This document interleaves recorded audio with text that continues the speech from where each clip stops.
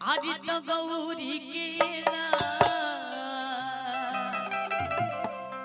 अरे बाबा ए बाबा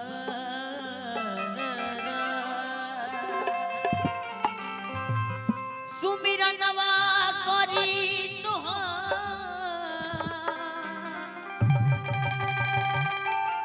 सुमिरनवा करी हमनी के बीच बहुत अच्छे म्यूजिक डायरेक्टर रवि राज भैया भी उपस्थित बानी, दिल से धन्यवाद। गौरी केला अनिल भैया आज गौरी केला धन्यवाद।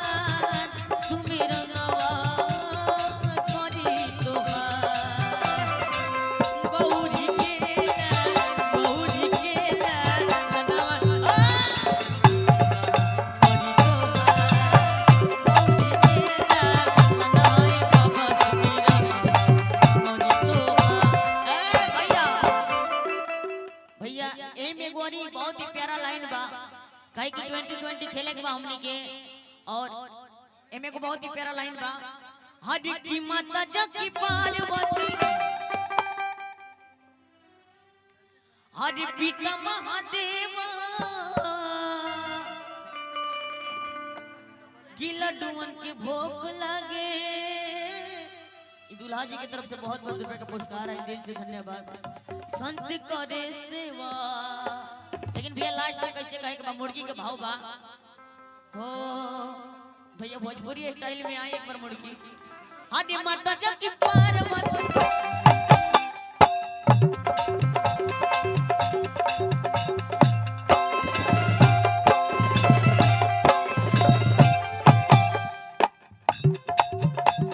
लेकिन भैया एमे से केहू मुर्गी मारेला उजर की कहां गली है ना बू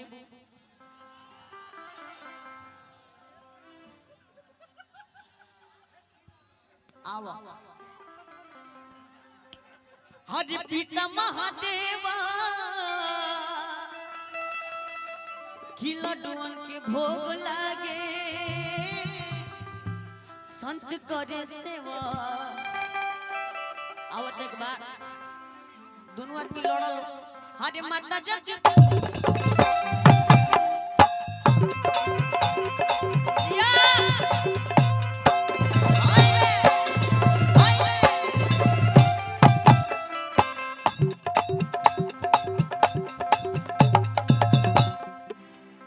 धाका मरबू का हो जेसीबी से जवानी कोड़ता। लेकिन भैया ई कहां के भाव हाव ई भाव हाव आरा बलिया बक्सर के, लेकिन हमनी के छापरा सिवान में जानता नहीं कौन भाव मारा जाला। आई भैया के तरफ से बहुत बहुत रुपए का पुरस्कार है, बहुत बहुत धन्यवाद। लेकिन हमनी के छापरा सिवान के जो भाव हाव भैया केहू के लगे गमछी बजाता नहीं दे दिया जाए।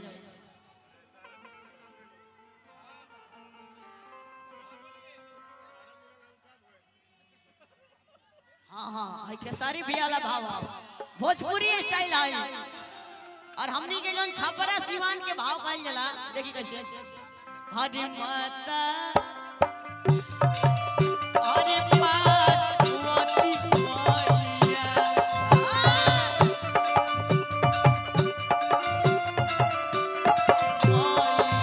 हरि माता जगी हरि पार्वती